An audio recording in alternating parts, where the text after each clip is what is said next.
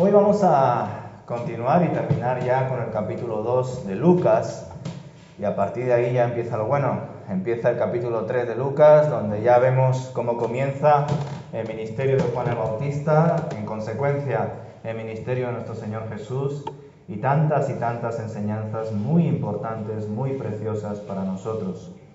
Pero antes tenemos que seguir aprendiendo el trasfondo, lo que está como la base del Evangelio. Y esta última parte lo he titulado El Evangelio de los Testigos, porque claramente aquí vemos muchos testigos. Empezamos con los pastores, en los versículos del capítulo 2 de Lucas, del 8 al 20. Luego hay un periodo intermedio que me llama la atención porque se supone que cuando la familia de Jesús va al templo de Jerusalén para presentar ofrenda, para obtener purificación, incluso para entregar, porque recordad que la ley, una de las leyes era que si tu primer hijo era varón, tenías que dedicárselo al Señor. Y me llama la atención porque aquí verdaderamente también hay testigos, pero no se hablan de ellos.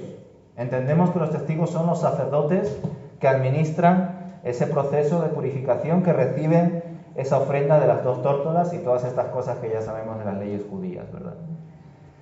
Luego ya diré por qué quizá Lucas no menciona a estos testigos que también están ahí. Luego, por supuesto, el otro testigo es Simeón. Que yo me acuerdo que antes, cuando leía por encima el Evangelio de Lucas, yo pensaba que era Simeón, el sacerdote del templo que administraba las ofrendas de purificación. Pero tal y como he estado leyendo en otras versiones y reflexionando, parece ser que Simeón era una persona pues justa, piadosa, pero que no estaba en el templo. De hecho, en algunas versiones nos hacen ver claramente que Simeón justo va al templo ese día. Entonces no estaba en el templo.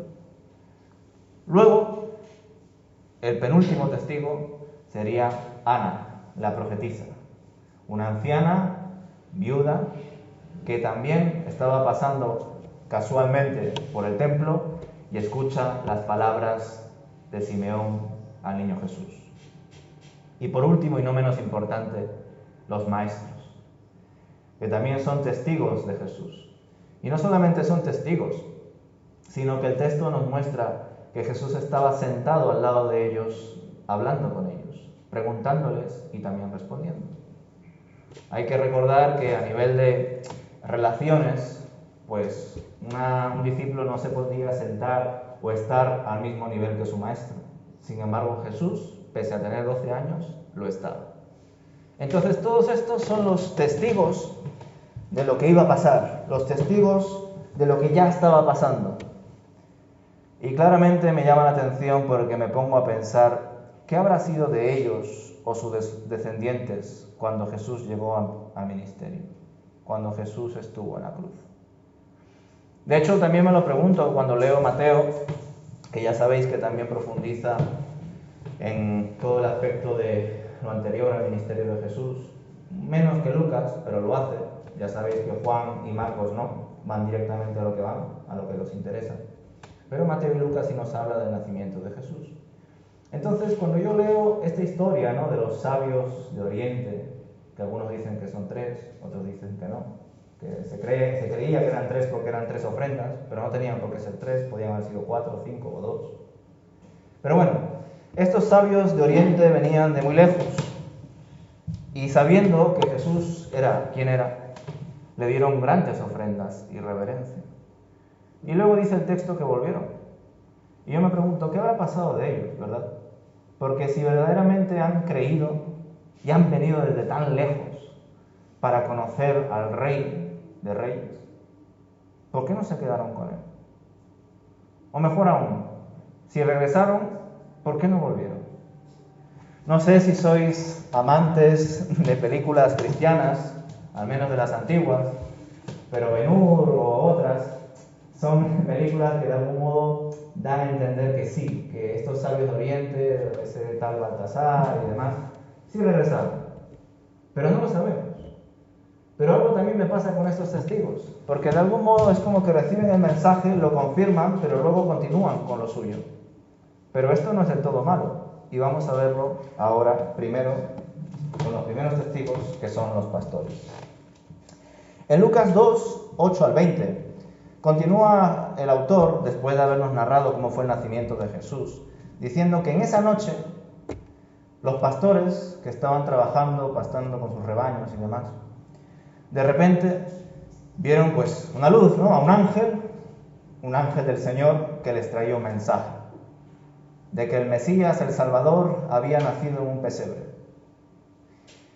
Y nada más leer este texto, que lo podéis leer en el versículo 8, me hizo pensar en algo que para mí sería muy particular, muy interesante, porque dice algo así como en esa noche. Bueno, no sé qué versiones tenéis, pero da a entender que fue en la noche. Y yo me pregunto, ¿habrá nacido Jesús en el día y luego habrá pasado esto en la noche? ¿O habrá nacido el mismo Jesús en la propia noche? ¿Y por qué para mí es importante o me parece interesante que Jesús haya nacido en la noche? Y sobre todo, ¿sabéis por qué? Porque lo ha dicho Lucas. ¿Y por qué me parece interesante que lo haya hecho Lucas? Porque para Lucas es muy importante la lucha entre la luz y la oscuridad, entre la noche y el día. Entonces, que Jesús haya nacido en la noche es como una especie de mensaje oculto que dice que aquí está viniendo la luz para dejar atrás la oscuridad. Y aún habiendo nacido en el día, algo que no podemos negar, es que los fuertes testigos aparecieron en la noche, los primeros.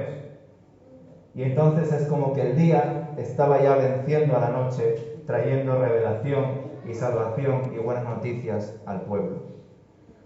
Recordad esto porque cuando leemos, por ejemplo, el acontecimiento de las tentaciones de Jesús en el desierto, recordad que Lucas tiene una sensibilidad que no lo tienen los otros evangelistas. También recordad que de la tentación solamente lo habla Marcos, Mateo y Lucas, Juan no.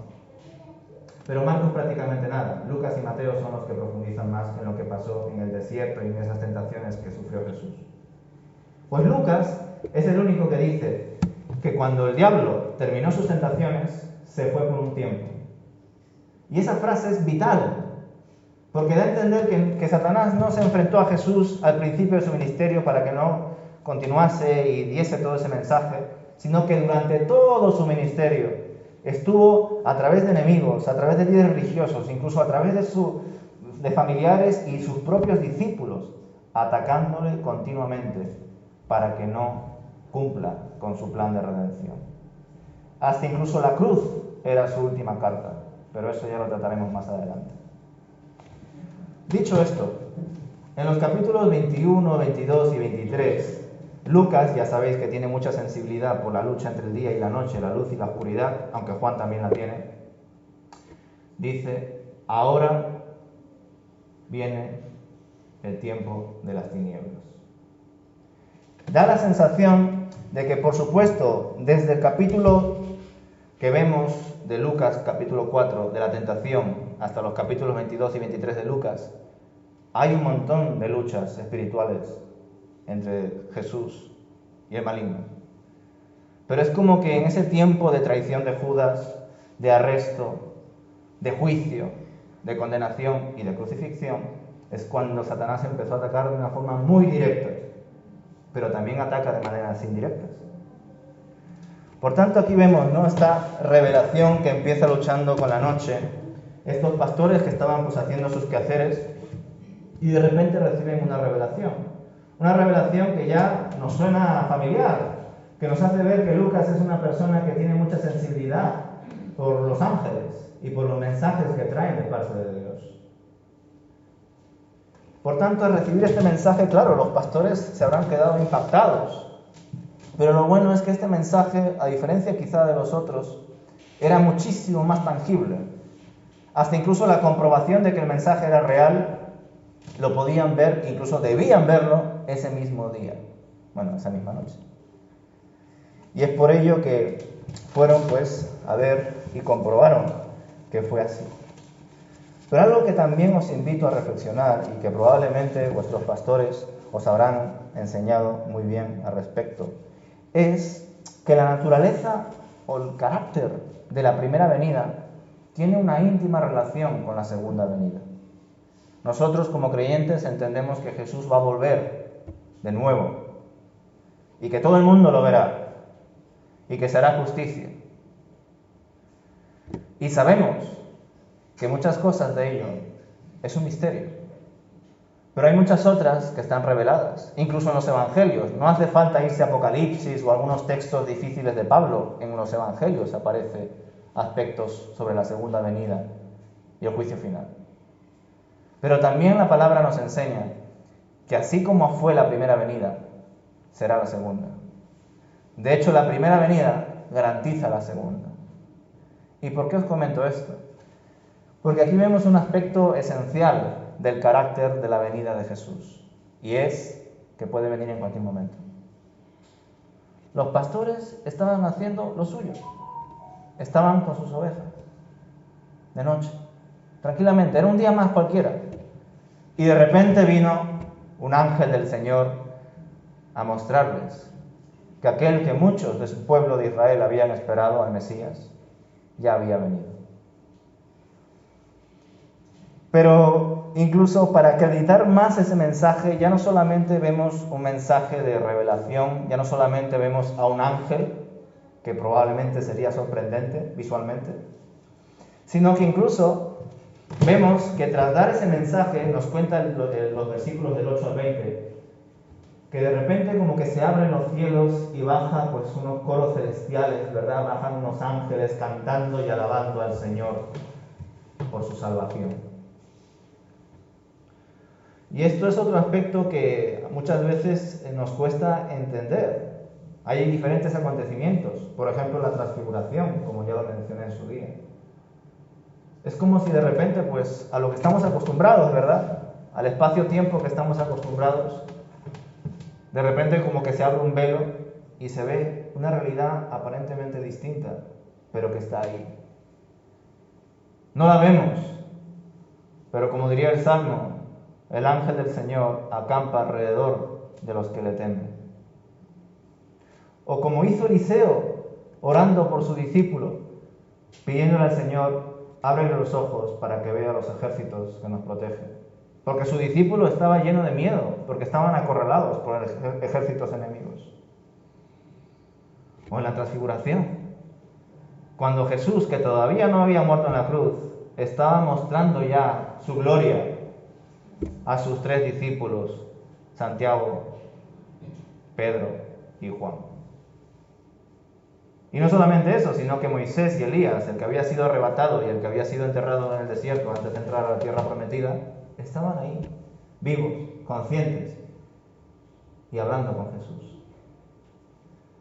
Cosas que escapan a nuestro entendimiento se muestran en el Evangelio como si fueran naturales. Y eso debe ser el resultado de nuestra fe. Una fe reflexionada, trabajada, profundizada. Como consecuencia, las buenas noticias, cuando son bien recibidas, automáticamente se comparten. Primero, vemos que los pastores van al pesebre, confirman que había nacido el Salvador y acto seguido lo comparten con los vecinos, con los que estén por ahí. Pero luego nos muestra Lucas que los pastores, por supuesto, cantando a Dios, adorando al Señor, volvieron a su trabajo, a sus cosas. Y como he dicho al principio, puede hacernos creer que estas personas que aparecen, vienen, adoran, dan una ofrenda y luego se van, son personas que quizá no han entendido el mensaje de Dios. Y es posible, quizá algunas no hayan entendido que Jesús era quien era. No solamente un caudillo, un Mesías, un rey, sino Dios. Pero también es posible y legítimo que aun entendiendo y sabiendo quién era Él, continuasen con sus vidas, pero con un cambio muy importante en ellas. Y esto es vital para la Iglesia, porque a veces tenemos la idea de que hay niveles en las congregaciones, que por estar en cargos o tener más años, o qué sé yo, qué criterios tendrá cada congregación, hay creyentes de primer nivel, de segundo nivel y de tercer nivel. Y no es así. Dios acepta a todo el mundo, sin excepción, siempre y cuando creas y te arrepientas. Por tanto, cuando vemos esto, debemos ver que claramente debemos entender que claramente es loable, es posible tener una vida como creyente y también continuar con una vida, vamos a decir, cotidiana, de trabajo secular, que no por ser hijos de Dios tenemos que estar siempre, vamos a decir, en cosas religiosas. De hecho, es todo lo contrario lo que aparece en los evangelios. Da la sensación de que los pescadores que acabaron siguiendo a Jesús, sus apóstoles, continuaron también con ciertos trabajos. Pablo hacía tiendas, Lucas era médico y podría continuar con otros nombres.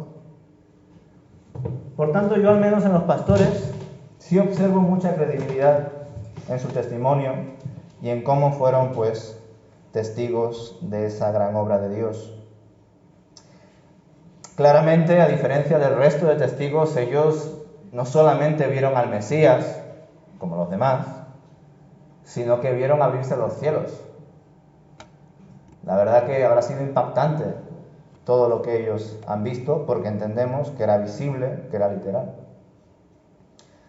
Acto seguido, Lucas, que ya recordáis que no solamente es médico, sino gentil, aún así ve importante incidir en las leyes y costumbres judías.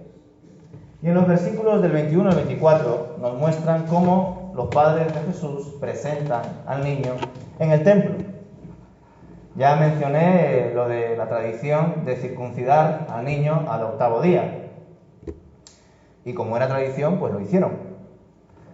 También os comenté la importancia de que sea Dios quien nos nombre o nos renombre, como vemos en el Antiguo Testamento, cuando Jacob es llamado luego Israel, y tantos otros casos.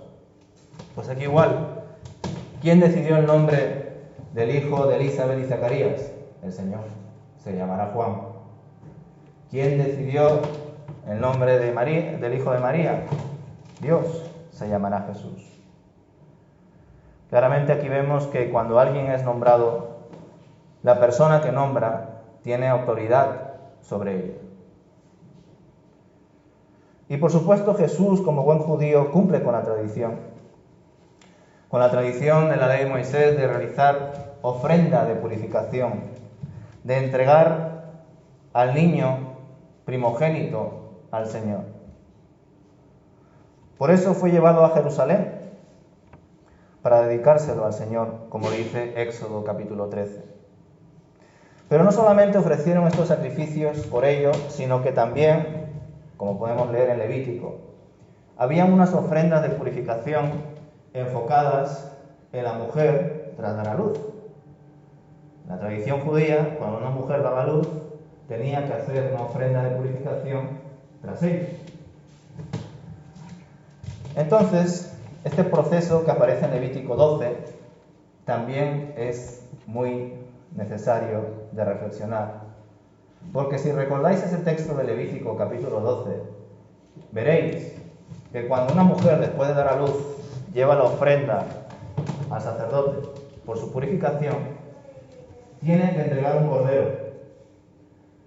Pero si la persona no tuviese para ello, es decir, si la persona es pobre y no tiene recursos para ofrendar un cordero, tiene que dar 2 tórtolas. Leemos en el capítulo 2 de Lucas que lo que ofrendó María no fue un cordero, fueron 2 tórtolas. Aquí ya nos hace ver que José y María eran personas de pocos recursos. Pero estuve pensando en esto y fijaos que me ha asombrado porque no lo había meditado así. Verdaderamente María había ofrendado un cordero y había ofrendado 2 tórtolas. El cordero era su hijo, el cordero de Dios, que quita el pecado del mundo, diría Juan el Bautista. Pero María no lo sabía, o quizás sí lo sabía, no lo sé. Porque Lucas es muy misterioso en ese sentido.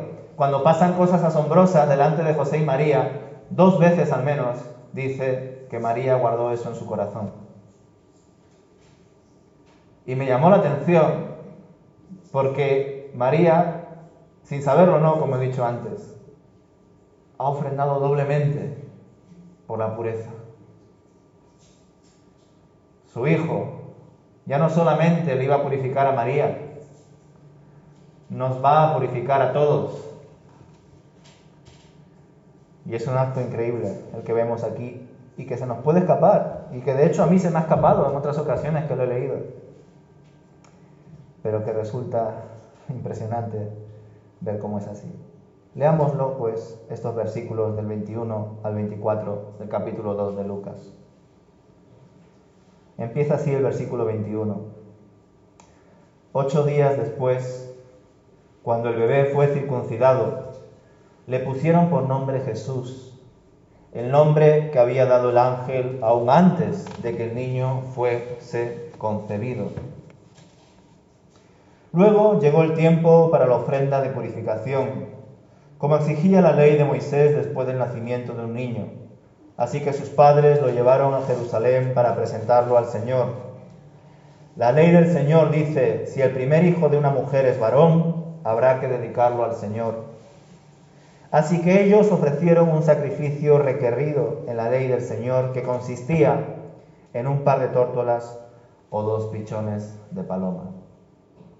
Como he dicho, aquí no se menciona lo de que la primera opción era el cordero, pero si leemos Levítico 12, que incluso el versículo concreto probablemente os lo dirá en vuestra Biblia, porque la mayoría de nuestras Biblias muestran las referencias, pues vemos que la primera opción es el cordero, que el primogénito es Jesús, y que fue Él el que se entregó, no solo por la pureza de María, sino para la reconciliación y la purificación de todos delante de Dios.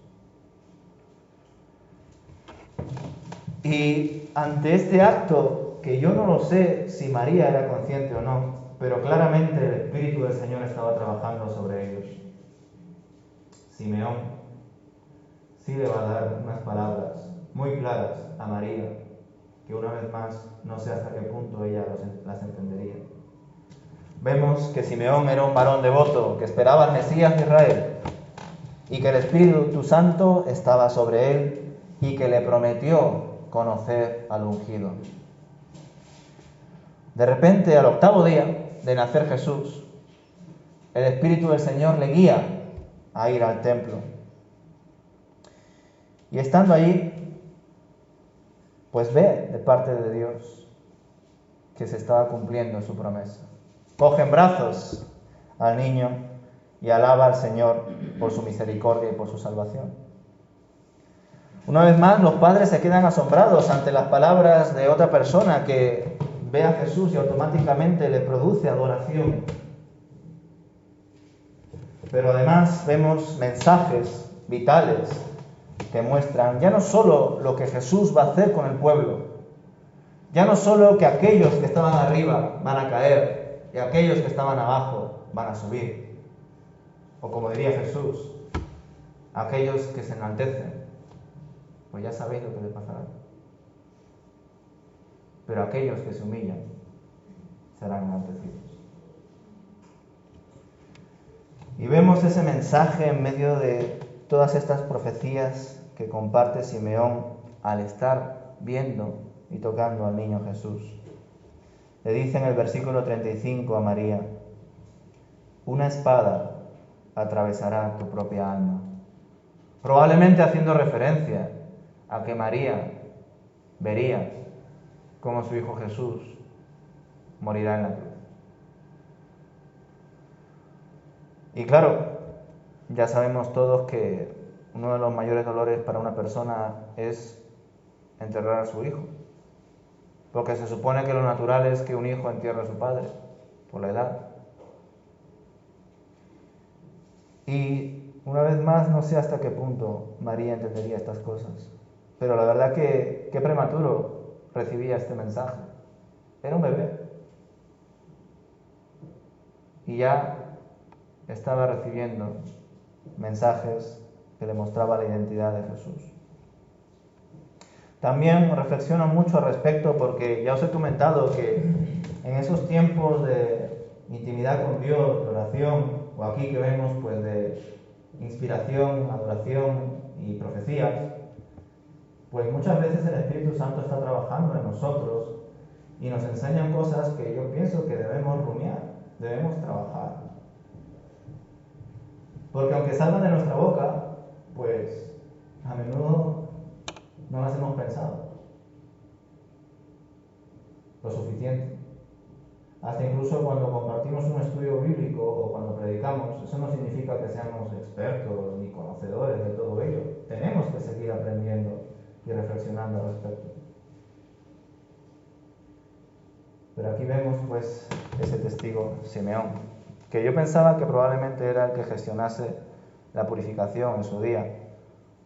Pero Lucas no profundiza en ese proceso, en ese rito. Solamente muestra lo que hacen los padres de Jesús. Y una vez más vemos entonces que Lucas tiene esa sensibilidad por los humildes, por los sencillos. Hasta el propio Zacarías, que era un sacerdote, fue humillado, tal y como nos narra Lucas.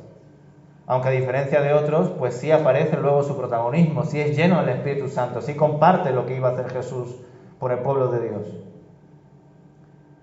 Pero aún en medio de todo eso, vemos, por ejemplo, en este caso, que no se menciona a los sacerdotes del templo. Y esto nos debe impactar porque ¿quién mejor que ellos para reconocer al Mesías? Que aquellos que están dedicando toda su vida, que están en el templo, ofrendando a Dios, estando supuestamente con Dios, para reconocer al ungido. Pero no lo reconocieron.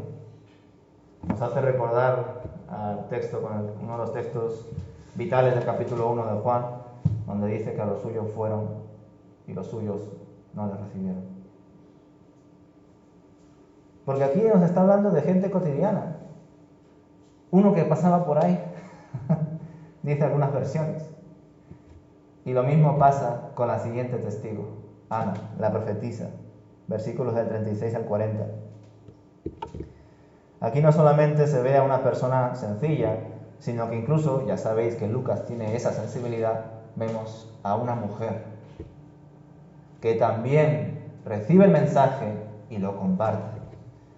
En esta ocasión, esta profetisa, anciana y viuda, sin hijos, pues nos cuenta el texto que ella estaba en el templo todos los días, ayunando y orando. Y que estando por ahí, porque ya sabéis que el templo es grande, que tiene sus partes, ¿no? Su lugar santísimo, su lugar santo, el patio, etcétera, ¿no? Entonces es un lugar inmenso, no penséis que es una iglesia y ya está.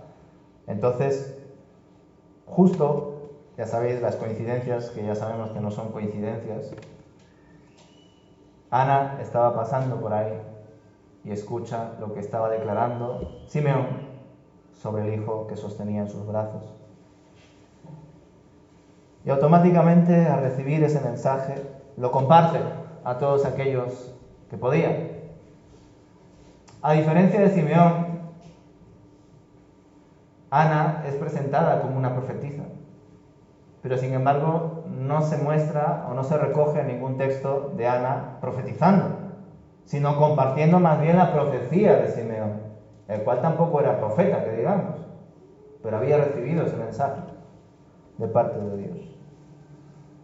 Se repite esa metodología de verdaderamente la evidencia de que has recibido la buena noticia y que ha calado en tu vida, es que la compartes inmediatamente a todos los que puedas.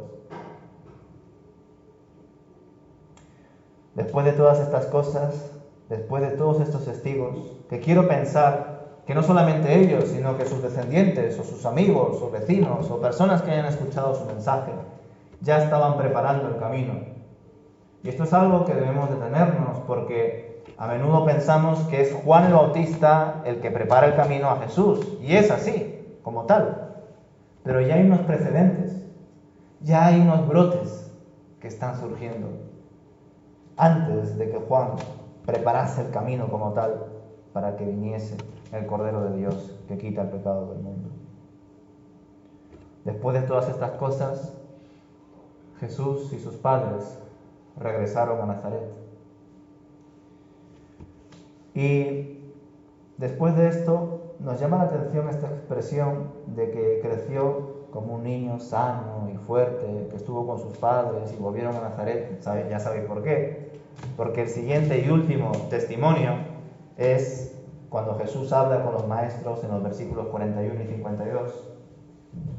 Una etapa en la que aparentemente Jesús faltó o no se quedó con sus padres, sino que se quedó con sus maestros. No siendo, por supuesto, esto un error, ni mucho menos, ni un acto de desobediencia, porque Jesús no tuvo pecado. De hecho, Jesús demostró a sus padres: yo estoy en los quehaceres de mi Padre. No estaba haciendo nada malo, no era un adolescente que estaba desobedeciendo a sus padres. Pero nos muestra que por un lado Jesús crecía como un niño normal, que padecería y pues viviría todo lo que un niño tiene. Y no solamente eso, sino que sus padres parece que le habían educado bien en las leyes judías. De hecho, nos cuenta el texto que los padres de Jesús iban todos los años a Jerusalén por la Pascua. Y en medio de todo eso, de la Pascua, de toda la tradición que lo ha recibido, probablemente, ¿no?, Jesús, conforme vaya creciendo, ¿no?, 4, 5, 6, 7, 8, 9, 10, 11 años, pues se habrá detenido no solamente en aprender y contemplar todo lo relacionado con las costumbres judías, sus leyes, sino incluso que habrá tenido curiosidad en esos momentos que habrá pasado por el templo y ver a ciertos maestros y líderes religiosos hablar entre ellos sobre la ley y sobre la palabra. Y ya a los 12, supongo que su deseo de comenzar ya su ministerio, aunque todavía no era el tiempo, nos muestra un precedente de que Jesús era el gran maestro, de que Jesús era el camino, la verdad y la vida. Y fue a los 12 cuando Jesús decidió quedarse con esos maestros en el templo de Jerusalén. Nos muestra también cómo viajaban José y María, porque nos cuenta el texto que José y María no se dieron cuenta hasta pasado un buen tiempo de que Jesús no estaba con ellos. Por tanto, cuando José y María iban a Jerusalén con su hijo, irían pues con muchos amigos, muchos acompañantes, como quien se va al camino de Santiago, ¿verdad? Solo que más todavía. Y era tanto así que probablemente sus padres pensarían: bueno, nuestro hijo estará jugando con los hijos de nuestros amigos que están más por allá. Y no se habían dado cuenta hasta pasado un buen tiempo de que Jesús no estaba yendo a Nazaret junto con ellos y sus amigos, sino que se había quedado en el templo de Jerusalén. Y vemos ya luego cuando José y María regresan, pues preocupados claramente, que le encuentran con los maestros hablando, como si fueran igual, sentados junto con ellos. Y vemos ya un cambio diferente en Jesús. No sabemos qué habrá pasado entre esos 12 años y esos 30 años que más o menos se entiende que empezó su ministerio. Son muchos años, la verdad. Quizá alguno por curiosidad haya investigado y haya encontrado pues documentos, incluso hay películas de esa etapa de Jesús como niño, y pues no sabemos. Pero bajo mi punto de vista, que en medio de esta exposición del Evangelio, de esta revelación, no se haya mostrado todo, nos hace ver que Jesús también era una persona, hombre, que haría las cosas que nosotros hacemos, pero que también era Dios y tenía que hacer las cosas que su Padre le había mandado.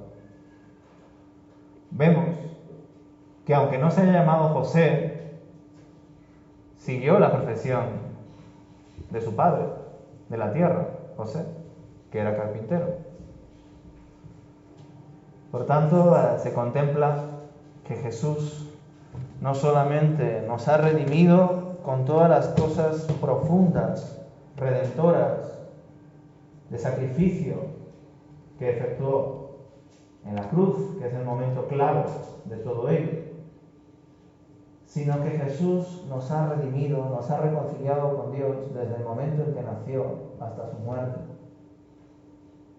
Porque no solamente nos ha dado una nueva oportunidad cada mañana, no solamente nos ha dado una nueva vida, sino que nos ha mostrado un testimonio de cómo vivir, de cómo ser. Hasta incluso quizá podemos ver principios de relación familiar. Hasta incluso las responsabilidades que podemos tener. Aquí vemos a un Jesús que ha obedecido a sus padres terrenales, pero que por encima de ellos, y sin contradecirlos por supuesto, tiene preferencia, prioridad por obedecer a su Padre que está en los cielos. Y nosotros también tenemos que ser así. Pero cuidado, porque la fe muchas veces puede ser subjetiva, la podemos interpretar a nuestra manera. Y es por eso que es importante no dejar de congregarse. Es por eso que es importante hablar entre nosotros, llamarnos, escribirnos. En definitiva, que la fe sea personal, responsable, disciplinada, pero también comunitaria, compartida entre cada uno de nosotros. Que el efecto de las buenas noticias que ya hemos recibido cada uno en su día siga trabajando en nuestros corazones, siga dándonos esas ganas de compartirlo, que a veces, como diría Apocalipsis, ¿no?, en uno de los mensajes a las iglesias, que se ha perdido ese primer amor. Ese primer amor es Dios, porque es Dios quien nos enseña a amar verdaderamente. Y acto seguido, ¿qué podemos hacer sino devolver ese amor al Señor? Y junto con ello amar de verdad, junto con como Dios quiere, a nuestra pareja, a nuestra familia, a nuestros amigos, compañeros. Y no como nosotros creemos a veces que es amar. Porque Dios es amor. Y Él nos enseña a amar. Y quien no ha conocido a Dios, no ama, como diría Primera de Juan. Por tanto, espero que estos testimonios trabajen en la línea de los testimonios que nosotros como iglesia estamos dando, sabiendo que la fidelidad de nuestro Dios es grande.